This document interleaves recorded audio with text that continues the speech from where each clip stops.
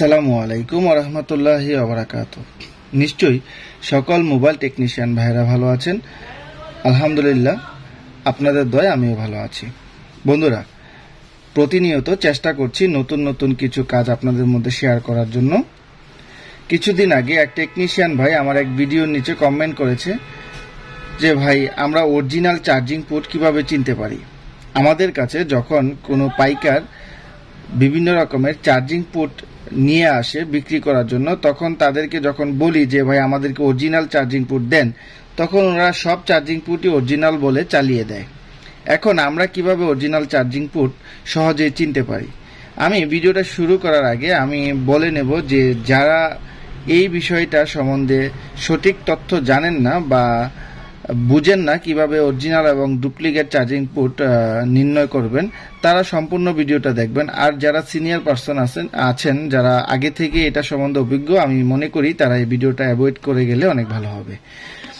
বন্ধুরা, আমার হাতে এখন দেখতে পাচ্ছেন একটা চার্জিং পোর্ট, দুইটা চার্জিং পোর্ট। এটা J5 G532 এই মোবাইলগুলোর মধ্যে সবচেয়ে বেশি ব্যবহৃত হয়। এটা 7টা দেখতেই পাচ্ছেন, 7 পিনের একটা চার্জিং পোর্ট। এই দুইটা চার্জিং পোর্ট দেখতে সেম একই রকম। একটু জুম করো।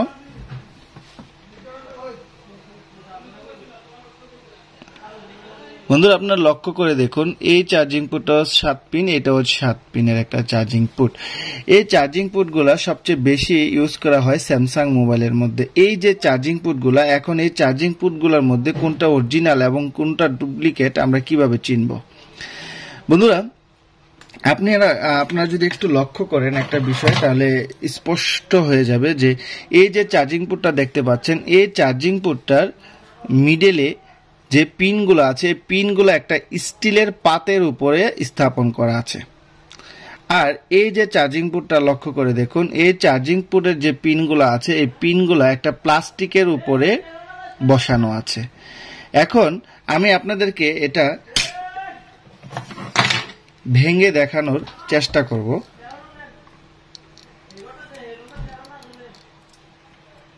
এই চার্জিং পোর্টটা একটু লক্ষ্য করুন, আমি এটাকে ভেঙে ফেলছি একমাত্র আপনাদেরকে দেখানোর স্বার্থে।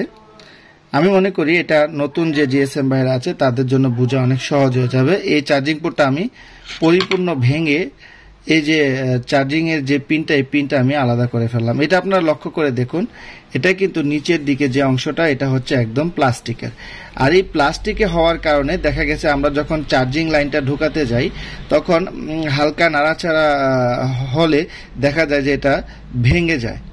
হালকা এভাবে যখন আমরা একটু চাপ দিই, চার্জ হচ্ছে না, জোরে চাপ দিই, সেক্ষেত্রে এটা ভেঙে যাওয়ার সম্ভাবনা বেশি থাকে। আবার আমি এই চার্জিং পোর্টটাকে একটু ভেঙে দেখাই আপনাদেরকে।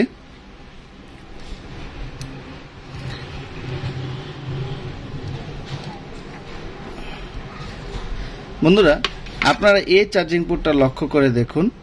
আমি এটাকে সম্পূর্ণ আলাদা করি।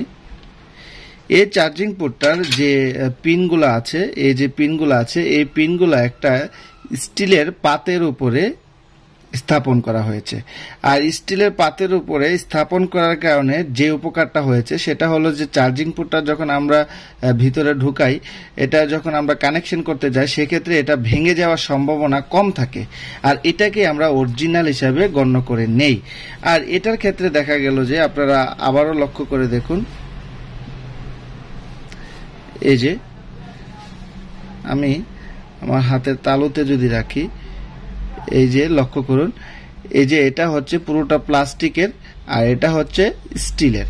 তাইলে অবশ্যই বুঝতে পারছেন স্টিল থেকে প্লাস্টিক থেকে স্টিলের মজবুতটা কেমন হবে। তাইলে বুঝতেই পারছেন প্লাস্টিক থেকে স্টিলের যে চার্জিং পোর্টটা আছে, এটা বলার আর অপেক্ষা থাকে না, এটাই মজবুত বেশি হবে আর এটা সামান্যতেই ভেঙে যাবে। তাহলে আমরা এভাবেই যেটা প্লাস্টিক, এটাকে আমরা ডুপ্লিকেট হিসাবে ধরে নেব এবং এটাকে আমরা অরিজিনাল হিসাবে ধরে নেব।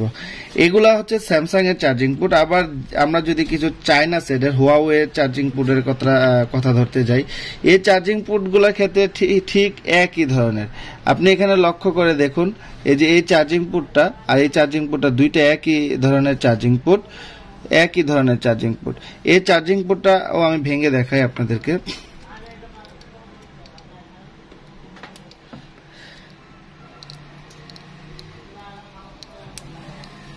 এই যে এই চার্জিং পোর্টটা আপনারা লক্ষ্য করে দেখুন, এটাও একটা প্লাস্টিকের চার্জিং পোর্ট। আমি সেম এই চার্জিং পোর্টটা আরেকটা আছে আমার কাছে অরিজিনাল, ওইটা আমি ভেঙে আপনাদেরকে দেখাই। এই চার্জিং পোর্টগুলা সবচেয়ে বেশি ব্যবহৃত হয় হুয়াওয়ে সেটের মধ্যে। এই যে এখন দেখুন আপনারা, এই যে চার্জিং পোর্টগুলা এটা হচ্ছে প্লাস্টিকের আর এটা হচ্ছে স্টিলের। তাহলে আমরা যদি স্টিলের চার্জিং পোর্টটা লাগাই সেক্ষেত্রে কোনটা দীর্ঘস্থায়ী হবে, এটা আপনারা অবশ্যই বুঝতে পারছেন। স্টিলের যে চার্জিং পোর্টটা এটা অবশ্যই দীর্ঘস্থায়ী হবে, এবং এই যে প্লাস্টিকেরটা আছে এটা নিমিশেই ভেঙে যাবে। আমরা কাস্টমারকে যখন সার্ভিস দেব এই চার্জিং পোর্টটা লাগিয়ে 15 দিন 1 মাস ভালো যাবে, আর পরে এটা ক্ষতিগ্রস্ত হয়ে যায় অতি সহজে। আর স্টিলের চার্জিং পোর্টগুলো যখন লাগাই সেক্ষেত্রে কিন্তু মাস 6 মাস 1 বছরেও কিন্তু সহজে সমস্যা হয় না। সেক্ষেত্রে আমরা কাস্টমার থেকে 2 টাকা বেশি বিল করব কিন্তু ভালোটা লাগাবো, এটাই হচ্ছে আমাদের মূল লক্ষ্য।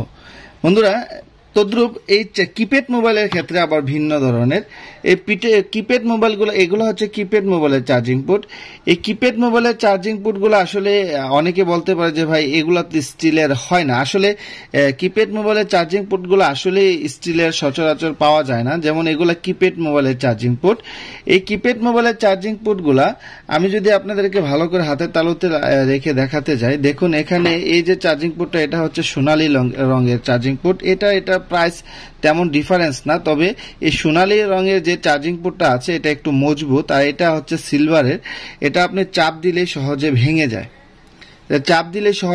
যায়, বাট এটা কিন্তু সহজে ভাঙবে না, এটা একটু মজবুত ধরনের। আমরা যখন কিপ্যাড মোবাইলে নর্মাল মোবাইলের চার্জিং পোর্টগুলো কিনতে যাব তখন আমরা এই সোনালী কালারের যে চার্জিং পোর্টগুলো আছে এগুলো যদি নেই সেক্ষেত্রে আমরা ভালো ইউজ করতে পারবো। এই চার্জিং পোর্টগুলোর ক্ষেত্রেও ঠিক একই সিস্টেম। তাইলে অবশ্যই যে ভাই আমার ভিডিও নিচে কমেন্ট করেছিলেন অবশ্যই আপনি বুঝতে পেরেছেন।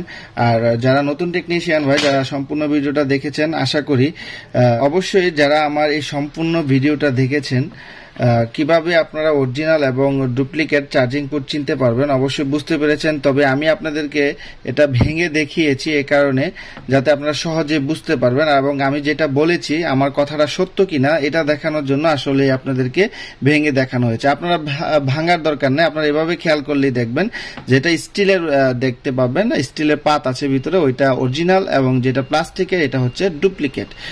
বন্ধুরা, এই বলে আজকে আমার এই ভিডিও শেষ করলাম। দেখা হবে অবশ্যই পরবর্তীতে অন্য আরেক ভিডিওতে। আসসালামু আলাইকুম ওয়া রাহমাতুল্লাহি ওয়া বারাকাতুহু।